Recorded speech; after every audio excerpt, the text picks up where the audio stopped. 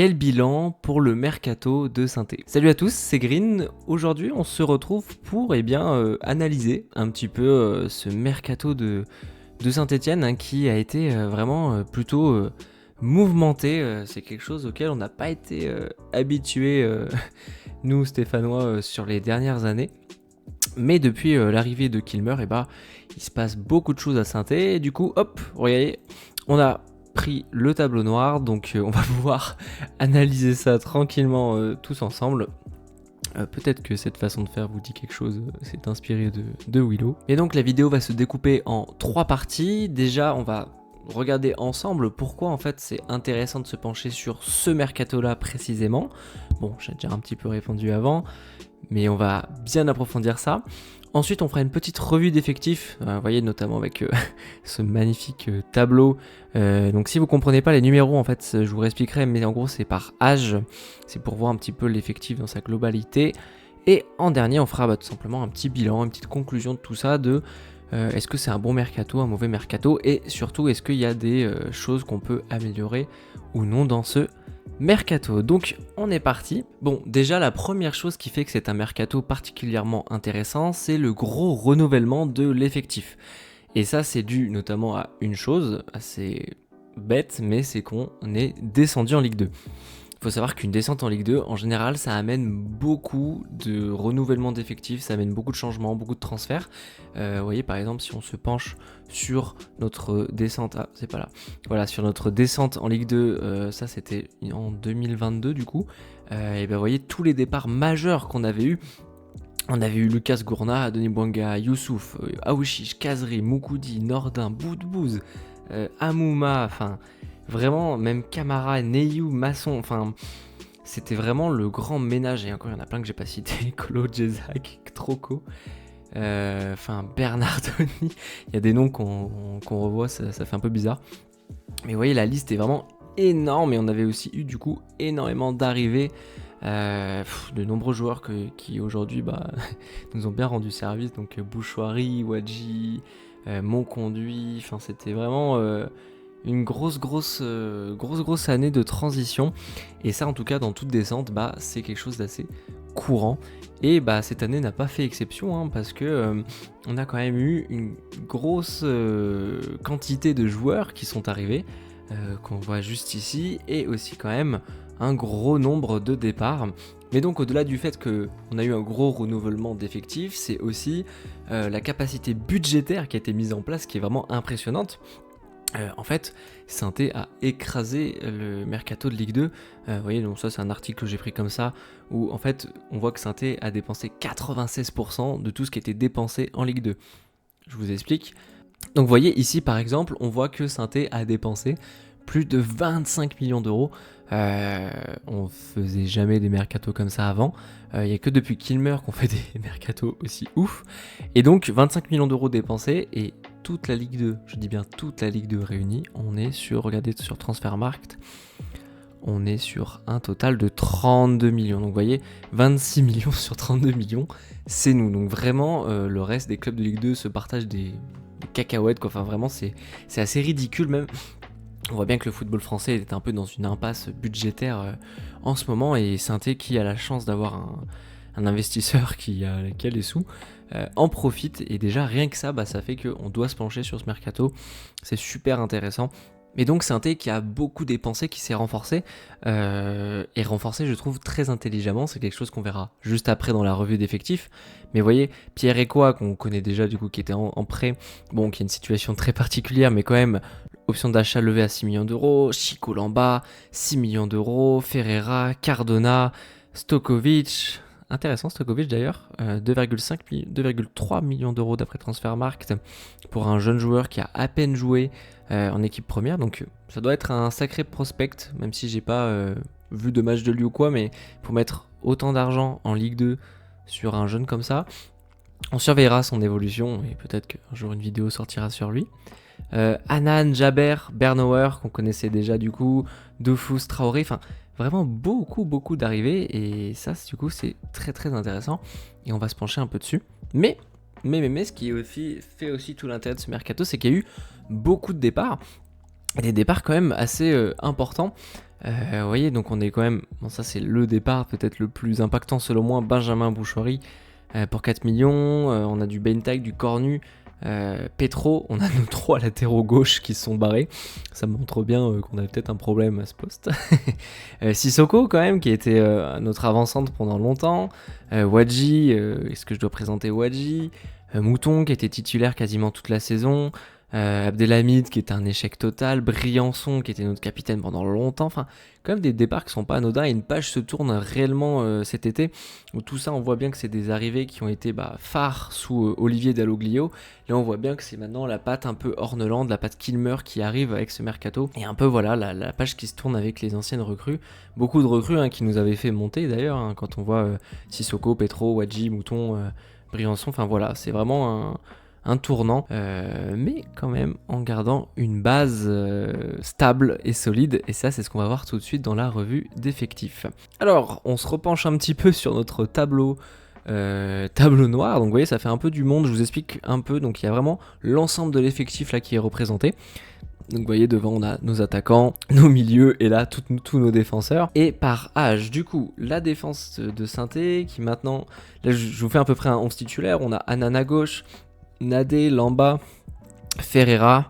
Au milieu, en ce moment, on est plutôt avec Jaber, Mouefek, Tardieu qui va se positionner un peu plus haut. Et en backup, on a Ekwa, Gadekbekou et El Jamali. Donc pas mal de jeunes, on en parlera juste après. Et devant, le trio de feu avec Zuriko, Stassin et Cardona. Et du coup, en backup de Stassin, on a Doufous, Nguessan et Old et Bouaki. Et donc, pour cette revue un peu d'effectifs, quand on regarde les acquisitions qui ont été faites, et aussi les départs surtout, c'est ça qui est très important, on voit qu'il y a eu un vrai renouvellement défensif. Vous voyez, arrivée de Chico Lamba, Ferreira, Stokovic, Anan, Bernauer qui a son option d'achat qui est levée, on a le Traoré qui commence un petit peu à pousser derrière. Bon, il n'y a pas encore le niveau, mais on voit qu'il est là. Et surtout, comme je vous le disais juste avant, Abdelhamid, Briançon, ils sont où Petro, Cornu et Bentag, enfin vraiment un gros renouvellement défensif. Et ça, déjà, c'était totalement nécessaire parce que Saint-Étienne était vraiment la pire défense, enfin la deuxième pire derrière Montpellier l'année dernière. Bon, ça, c'est un article un peu sur l'Arseneur, mais l'idée, c'est surtout que, vous voyez, on avait concédé 77 buts en 34 matchs. Rendez-vous compte, c'est vraiment ouf. On prenait plus de 2 buts par match. Enfin, c'est fou. Donc, il y avait vraiment un besoin de renouvellement d'effectifs. Et selon moi, c'est mon avis, dites-moi si vous êtes d'accord, mais c'était surtout les latéraux. Pour moi, la charnière centrale était pas si mauvaise. Et d'ailleurs, on a quasiment la même aujourd'hui avec Bernauer et Nadé. Mais pour moi, c'était sur les côtés avec Apia et notre cher Petro, que j'aime beaucoup, mais voilà, c'est limité, qu'il fallait changer. Et donc, Saint-Étienne l'a bien compris, ça m'a fait plaisir, parce que les latéraux, ça fait longtemps qu'on a un problème à ce poste-là.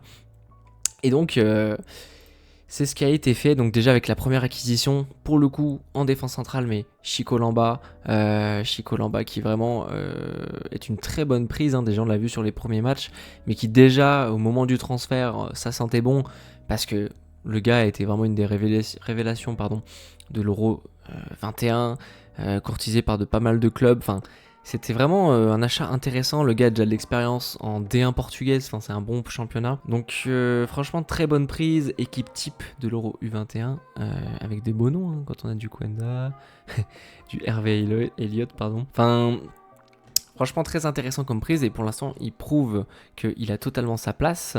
Mais ça a été aussi l'occasion de faire les acquisitions, juste ici, de Ferreira et de Anan qui se sont vraiment imposés comme des titulaires indiscutables jusque-là.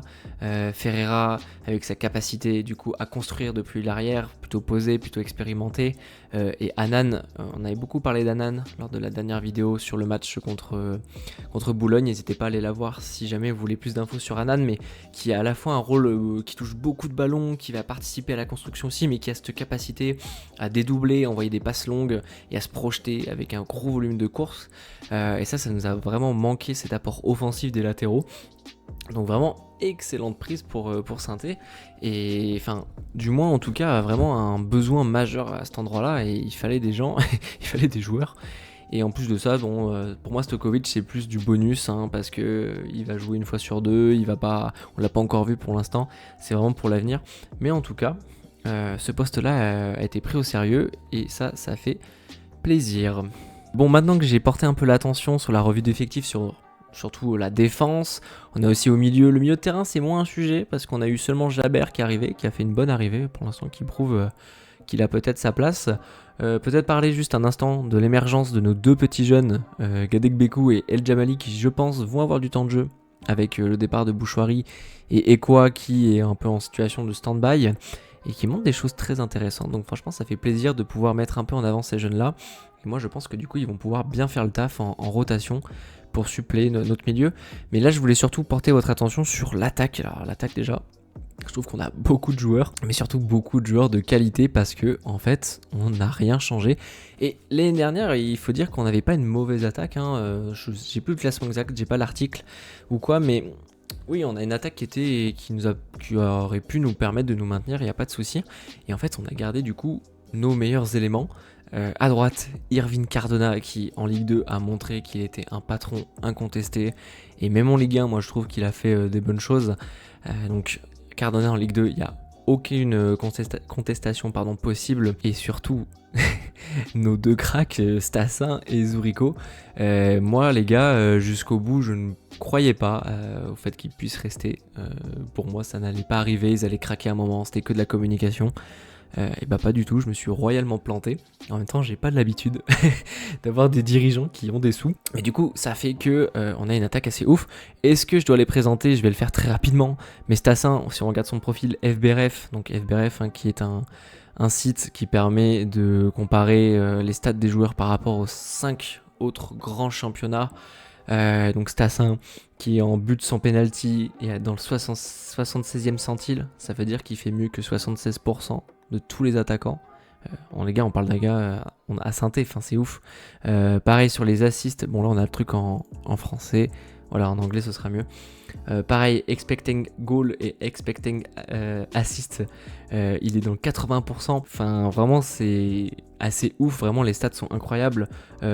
Passe progressive reçue, donc ça veut dire qu'il a une bonne capacité en fait à bien se placer et à prendre l'espace.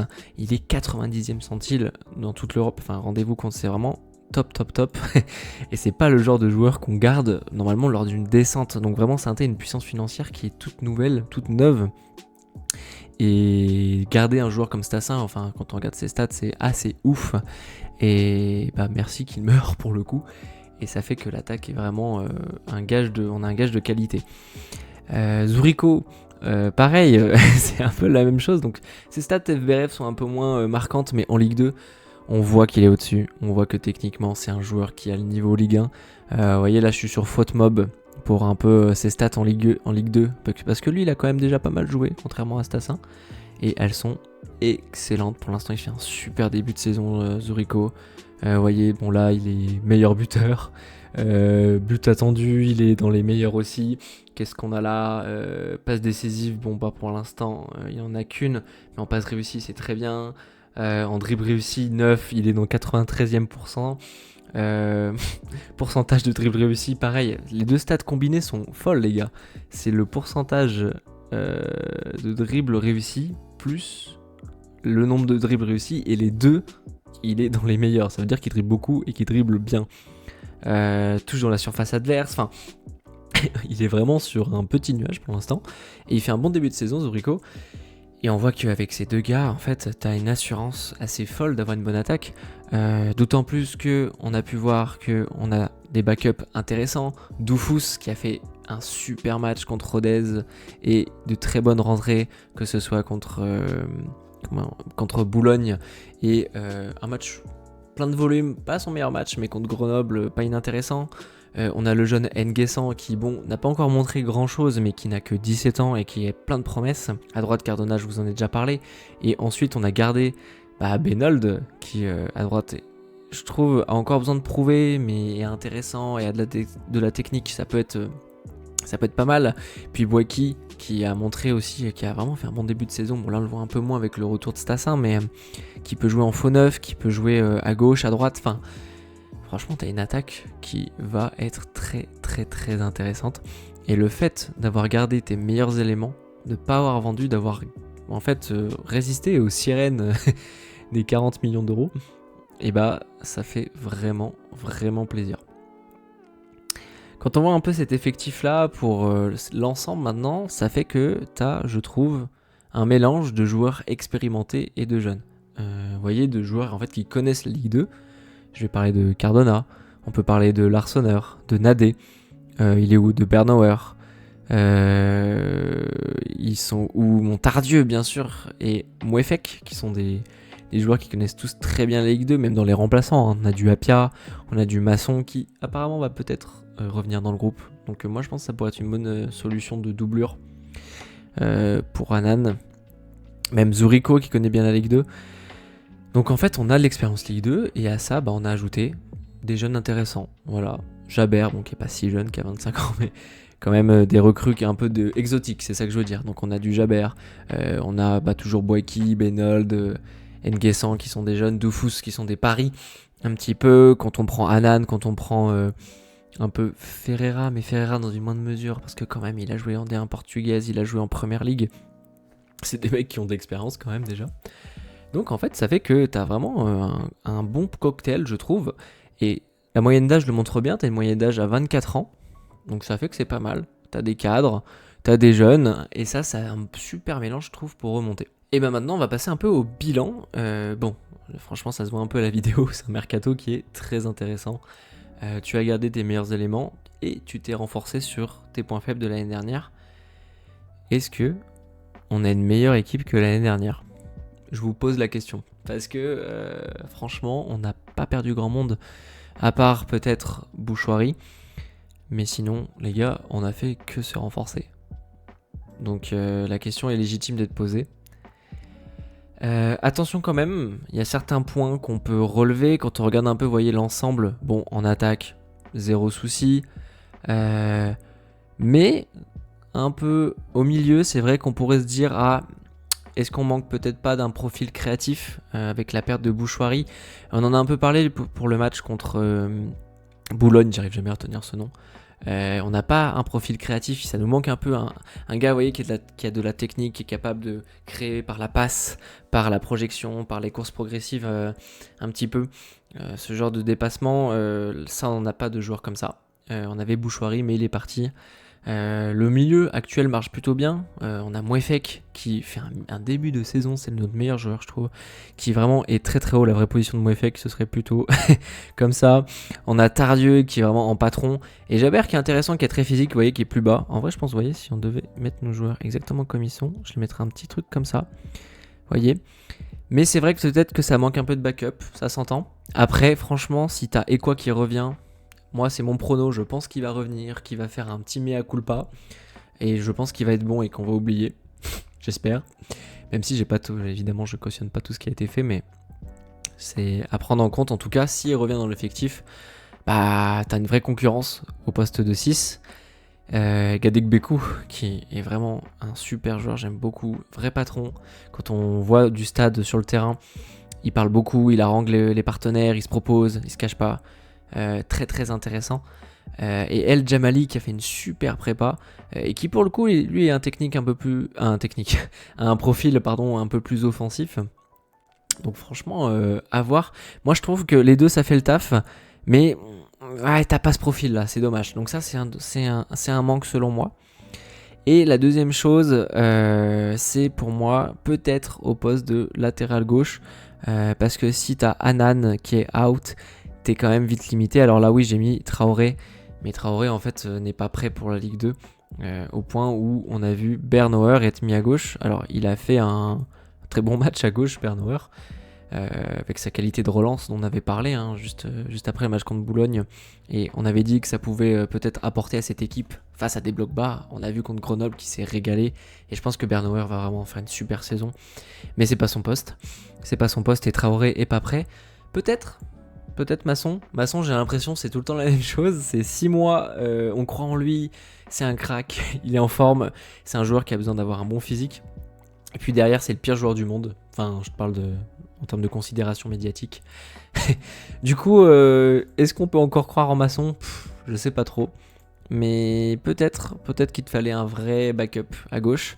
À droite je pense que ça va, t'as Apia qui même si bon, on l'a beaucoup critiqué, a toujours été un super pro, qui est un gars qui a de l'expérience, qui est un gars qui a jamais fait de vague ou quoi. Donc ça fera très bien le taf. Et certains parlaient défense centrale, c'est peut-être un petit peu limite. Je sais pas, à voir. Moi je pense en fait que si t'as quelqu'un à gauche, Bernauer va pas aller à gauche, donc il peut dépanner entre Lamba et Nadé. D'ailleurs, une vraie concurrence qui va s'installer entre les trois, parce que les trois sont bons. Moi j'ai déjà vu aussi, on a déjà vu Apia qui peut dépanner. En fait, tu regardes tout ça, tu te dis que un Léo Petro aurait bien fait le taf, parce que Petro il peut jouer à gauche, il peut jouer central, il aurait pu dépanner. Alors je parle pas en tant que titulaire, mais en rôle de, vous voyez, de sub. Ouais, je pense que ça aurait été vraiment bien. Mais bon, hein, c'est comme ça, il est parti. Mais voilà, c'est un peu les limites selon moi, c'est en fait un peu de profondeur à certains endroits. Même si je pense que ce sera suffisant, on a vraiment une belle équipe et ça fait plaisir, ça va être une super saison les gars. Je pense qu'on va s'éclater. Attention à pas être présomptueux non plus, hein, tous les matchs vont être difficiles. Mais bon, franchement, ça fait grave plaisir d'avoir des actionnaires qui ont de la thune. Donc voilà, c'est tout pour moi les gars. J'ai pris beaucoup de plaisir à faire la revue de tout cet effectif qui est vraiment kiffant pour la Ligue 2. Et puis on a quand même des mecs qui mouillent bien le maillot, mélangés. Vous voyez, on a un gars par ligne, je trouve, qui me fait un peu kiffer. On a du Cardona, on a du Mouefek, on a du Larsonneur. C'est des mecs qui vraiment aiment le club, donc ça fait plaisir. Plus des bons joueurs, plus des mecs un peu techniques. Ça fait plaisir. En tout cas, si la vidéo vous a plu, n'hésitez pas à mettre un petit like et à vous abonner. On fera d'autres vidéos. Ce sera moins porté sur le mercato, mais plus peut-être sur de l'analyse de match ou de joueurs. Donc n'hésitez pas à mettre un petit commentaire s'il y a des idées de vidéos que vous aimeriez voir. Sur ce, salut!